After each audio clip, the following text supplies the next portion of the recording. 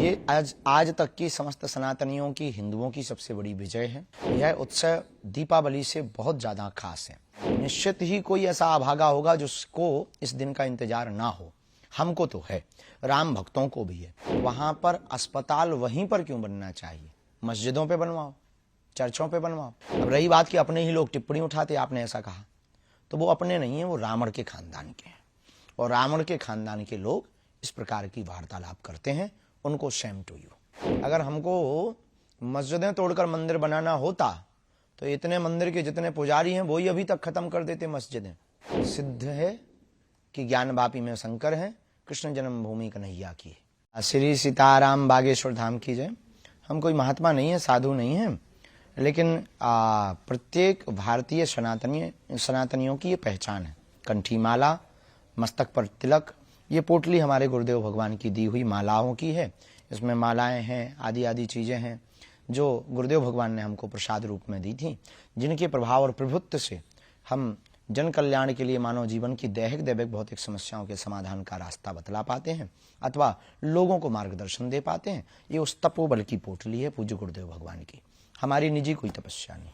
जी, चूंकि राम दरबार है आपके गले में और राम मंदिर का उद्घाटन होना है, प्राण प्रतिष्ठा होनी है भगवान श्री राम की मूर्ति की अयोध्या में, ये जो एक उत्सव है इसको लेकर के आप, चूंकि आपको निमंत्रण मिला है, आप वहां पर शायद जाएंगे भी, जा रहे हैं। उत्सव है, इसको किस तरह से आप देखते हैं? ये आज तक की समस्त सनातनियों की, हिंदुओं की सबसे बड़ी विजय है, सबसे बड़ी जीत है। यह उत्सव दीपावली से बहुत ज्यादा खास है। निश्चित ही कोई ऐसा अभागा होगा जिसको इस दिन का इंतजार ना हो। हमको तो है, राम भक्तों को भी है। केवल भारतीय को नहीं, भारतीय मूल के लोग जितने भी अन्य देशों में रहने वाले लोग हैं उनको भी है। तो जो है, हमारा यही कहना है कि उस दिन दीपावली मनावे और उत्सव का उत्साह पूछो मत। प्रेम अत्यधिक होता है तो वाणी कम बोलती, आंखें ज्यादा बोलती हैं। ठुमका लगाने को जी चाहता है, अयोध्या जी जाने को जी चाहता है।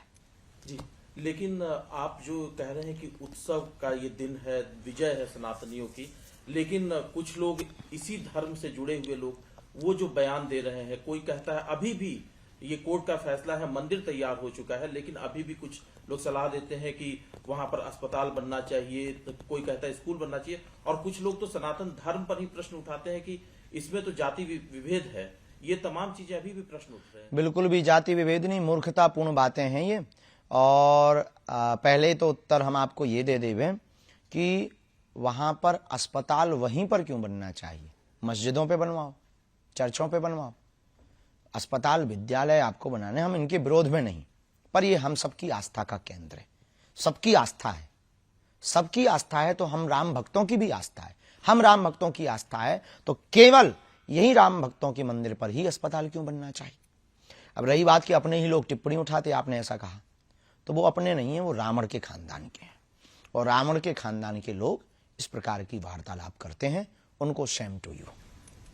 शास्त्री जी, इसमें एक सवाल ये भी है, चूंकि कोर्ट से फैसला आया है तब मंदिर बन रहा है, लेकिन श्रेय लेने की भी बात चल रही है। कुछ लोग कहते, ये भी सवाल उठा रहे हैं कि राम हमारे हैं तो राम किसके हैं? अब आप ही बता दीजिए, चूंकि आप गुरु की श्रेणी में, तो आप ही बताइए कि राम किसके हैं? राम सबके हैं, राम जन जन के हैं, राम का विश्व है, राम व्यापक है, राम विश्व के प्रणेता है, राम विश्व के मानवों की आचार्य संगता है, राम विश्व की आधारभूत है, राम एक बहुत बड़े नायक हैं, राम एक इस देश के प्राण हैं, इस देश की श्वास है।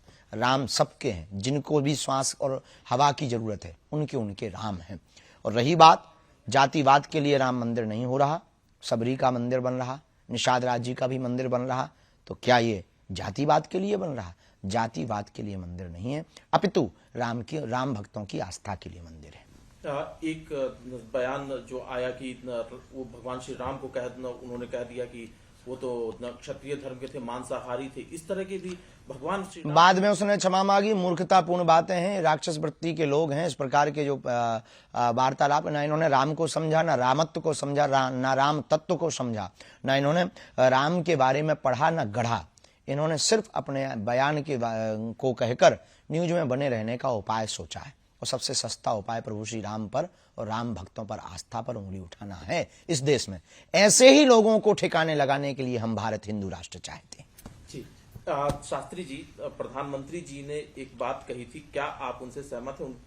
उनकी जो बात थी कि जो लोग विपक्ष में बैठे हैं, जो खास तौर से सनातन धर्म का विरोध कर रहे हैं, उन्होंने लगातार लोगों की भावनाओं को ठेस पहुंचाई है और जो हमारे फेस्टिवल हैं, जो हमारे मंदिर हैं, उनको उन्होंने लूट का माध्यम बनाया। आप इस बयान से कितने सहमत हैं? जो ऐसा कर रहे हैं उनके लिए ये बात सही है। एक चीज और है जो विपक्ष के लोग सवाल उठाते हैं कि प्रधानमंत्री जी और जो उनकी पार्टी है वो भगवान श्री राम के नाम पर राजनीति कर रही है, उनके नाम का इस्तेमाल कर रही है। आपको क्या लगता है? राम राजनीति का विषय नहीं है। धर्म से राजनीति चलती है, राजनीति से धर्म नहीं चलता। भारत के लोग जगे हुए हैं, वोट अपनी मति अनुसार दें, राष्ट्र हित में दें, भारत विश्व गुरु कैसे बने, भारत का विकास कैसे हो, अपने अनुसार दें। राम राजनीति का विषय नहीं है। राम की स्वयं की नीति है मर्यादा, राम की स्वयं की नीति है एकता, अखंडता, संप्रभुता, और राम जी की स्वयं की नीति है विश्व में शांति। तो जो राजनीति की बात कर रहे हैं, अगर कोई रोटियां सेक रहा, ये मूर्खता। अभी आपने जिक्र किया था शुरुआत में कि सनातनियों की सबसे बड़ी ये जीत है। 2 मामले अभी और कोर्ट में है जिसको लेकर के भी संघर्ष जारी है, उसके बारे में आपकी क्या राय है? राय क्या, सिद्ध है कि ज्ञानवापी में शंकर है, कृष्ण जन्मभूमि कन्हैया की है। अब उसमें राय की बहुत ज्यादा आवश्यकता नहीं है। न्यायालय है इस देश में, न्याय प्रणाली है, और वर्तमान में मिल रही एसआई की रिसर्च में जो सबूत है, उससे यह निश्चित हो रहा है कि वहां पर सनातनियों का ही प्रभुत्व रहा, सनातनियों का ही मंदिर है, किसी अन्य मजहबियों का नहीं। इस देश में मोहम्मद गौरी, अकबर, बाबर, इन्होंने आक्रमण करके हमारे देश के मंदिरों पर जो कुठाराघात किया, उसके घाव वर्तमान में भरे जा रहे हैं। भगवान की कृपा से स्वर्णिम काल है सनातनियों के लिए, हिंदुओं के जागरण के लिए। तो आपको लगता है कि बहुत जल्दी यहाँ पर भी फैसला हो जाएगा? होना ही है, होकर के ही रहेगा, और होना ही चाहिए। विवाद जल्दी खत्म हो, जल्दी से इन लोगों को शांति मिले, ताकि जो है ये बार बार इनके मुंह चलाना बंद हो जाए। शास्त्री जी, हिंदू राष्ट्र की बात आप बार बार करते हैं, अलग अलग मंचों से भी आप कहते हैं। जो मंदिर की बात चल रही है, उस बीच असदुद्दीन ओवैसी का बयान आता है कि मस्जिदों का आबाद रखो। वो मुसलमानों से कहते हैं नहीं तो एक एक करके मस्जिदें छीन ली जाएंगी तुमसे। ये उनका भीतर का डर बता रहा है कि वो कितने कमजोर हैं और कितने निर्दयी हैं। अगर हमको मस्जिदें तोड़कर मंदिर बनाना होता तो इतने मंदिर के जितने पुजारी हैं वो ही अभी तक खत्म कर देते मस्जिदें। हमें मस्जिदें नहीं, मस्जिदों पे मंदिर नहीं बनाने। जहां हमारे मंदिर थे, हमें वहां मंदिरों के पुनर्निर्माण करवाने। अब उनको अगर ये डर है तो भगवान करे उनका डर बरकरार रहे। जी, एक सवाल और है सीए एनआरसी को लेकर के कि इस देश में सीए लागू हो, कुछ लोग इसका विरोध करते हैं। एक तबका कहता है कि उसके खिलाफ है, एक विशेष धर्म के खिलाफ है। विशेष धर्म के खिलाफ नहीं है, इसमें बहुत न्याय प्रणाली के साथ सीए का प्रयोग है। बुद्ध, जैन, ईसाई आदि जितने भी आए हैं भारत में, इन्हें शरणार्थी कहते हैं, एक भाषा में शरणार्थी आए हैं। तो बांग्लादेश और पाकिस्तान आदि से आए हुए अन्य मजहब के लोग भी कुछ आए हैं, जिनका नाम नहीं हम लेना चाह रहे, जिनका भी नाम ले रहे थे उनके समाज के लोग, उनके खिलाफ नहीं है। पर उनके लिए एक बहुत सुंदर तर्क है कि तुम अपना देश छोड़ के क्यों आए, क्या आवश्यकता थी? भाई हमारे घर में भोजन भाजन की बढ़िया व्यवस्था होगी तो हम पड़ोसी के घर क्यों डेरा डालेंगे? या तो कोई तुम्हारा षड्यंत्र है, या फिर तुमको कोई कान भर रहा है, या कोई इंटरनेशनल साजिश है। तो बढ़िया है, सीए बहुत बढ़िया है। शास्त्री जी, एक राजनीतिक सवाल है, क्योंकि 2024 में लोकसभा के चुनाव भी होने हैं, राम मंदिर का निर्माण हो रहा है, ये आकलन है कि इसका प्रभाव भी रहेगा लोकसभा के चुनाव पे। आपको क्या लगता है, भारतीय जनता को जो वोट देने जाएगी, क्या उसको नरेंद्र मोदी को एक और चांस देना चाहिए? हम राजनीति पर टिप्पणी तो नहीं करते, न राजनेता पर टिप्पणी करते। जो राष्ट्र हित की बात कर रहा, राष्ट्र हित के लिए बोल रहा, राम राज्य की स्थापना के लिए जी रहा, ऐसे व्यक्ति को भारत के संपूर्ण वोटरों को स्वविवेक के साथ अपनी मति के अनुसार वोट देना चाहिए। अब किसको देना चाहिए ये तुम्हारा विवेक, हमारे कहने से आपको वोट देना नहीं। और हम राजनीति पर टिप्पणी करके काहे को बेफिजूली में फंसे। लेकिन कुछ लोग ये राय रखते हैं कि शास्त्री जी पर्ची निकालते हैं तो राहुल गांधी और कांग्रेस की भी कभी पर्ची निकाल करके बता दें कि देखो साहब, हम पर्ची निकालते हैं मानव जीवन की दैहिक दैविक भौतिक समस्याओं के समाधान के लिए। सबको आना चाहिए, जिन्हें निकलवानी है वो आए। अब आपके कहने से नहीं हम निकालेंगे, जिनको निकलवानी है वो हमारे पास आए, हम बिल्कुल बारे में उनके बताएंगे। जो हमें चेतना के बल पे, शक्ति के बल पर पता लगेगा, हम बोलेंगे और जो बोलेंगे वो सत्य होगा। ये हनुमान जी की कृपा। एक सवाल है कि जो आज का राजनीतिक परिदृश्य है, जिसमें कई अलग अलग मोर्चों पर काम हो रहे हैं, क्या आकलन है आपका इस सरकार को लेकर के जो ये काम कर रही है? मैं किसी पार्टी की बात नहीं कर रहा, किसी नेता की बात नहीं कर रहा। इस पर अभी हम कुछ कह नहीं सकते हैं जी। एक सवाल आखिरी है, चूंकि राम अयोध्या में आ रहे हैं, अपने भवन में जा रहे हैं, राम राज्य को लेकर के कि राम राज्य की स्थापना कैसे हो? सिर्फ राम के आने से राम राज्य की स्थापना नहीं होगी, क्या संदेश देना चाहेंगे आप? राम राज्य की स्थापना होगी, अमीर और गरीब को छांटा जाए और गरीबों का भला किया जाए और जातिवाद को खत्म किया जाए। जातिवाद की रोटी सेंकने वालों के मुंह पर जोरदार तमाचा लगवाया जाए कानून के द्वारा।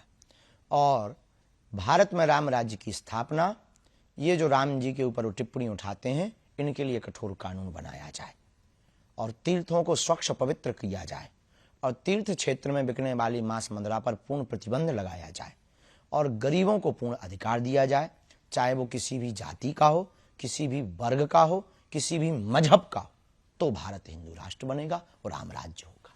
लेकिन जातिगत जनगणना की बात हो जाती है ना, जब इस तरह की बातें उठती। जातिगत जनगणना की जगह अमीर और गरीब की जनगणना होनी चाहिए और गरीबों की जनगणना करके उनको लाभ देना चाहिए। राम अयोध्या में आ रहे हैं, अपने भवन में, अयोध्या में तो वो थे ही, उल्लास है आपके, आप अपने हृदय का जो उल्लास है वो किस तरह से व्यक्त करेंगे? राम जी तो अवध में विराज रहे। पहले लोग कहते थे कि राम लला हम आएंगे, मंदिर वहीं बनाएंगे। अब बन गया है भगवान की कृपा से। राम लला आ रहे हैं 22 तारीख को और हिंदुओं को जगा रहे हैं हनुमान जी की कृपा से। अभी वर्तमान में एक गीत बहुत चल रहा है, 2 लाइन उसकी सुना देते हैं। अरे मेरी झोपड़ी के भाग आज खुल जाएंगे, राम आएंगे। मेरी झोपड़ी के भाग्य आज खुल जाएंगे, राम आएंगे। राम आएंगे आएंगे राम आएंगे, राम आएंगे आएंगे राम आएंगे। मेरी झोपड़ी के भाग्य आज खुल जाएंगे, राम आएंगे। ये भाव बहुत ज़्यादा सबरी माता का ये भाव है और सब लोग उस दिन का इंतजार कर रहे हैं। बड़ी दिव्यता भव्यता के साथ प्रभु श्री राम जी विराजमान हो रहे हैं। और हमको तो अयोध्या में जाकर एक ही बात याद आती, सीताराम जी की प्यारी राजधानी लागे, महारानी लागे, मन मीठो मीठो सरजू जी को पानी लागे। सीताराम जी की प्यारी राजधानी लागे, महारानी लागे, मन मीठो मीठो सरजू जी को पानी लागे।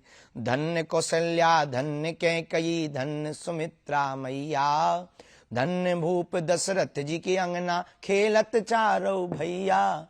हाँ खेलत चारों भैया, गुड़धानी लागे, बड़ी प्यारी लागे, मन मीठो मीठो सरजू जी को पानी लागे। श्री सीताराम।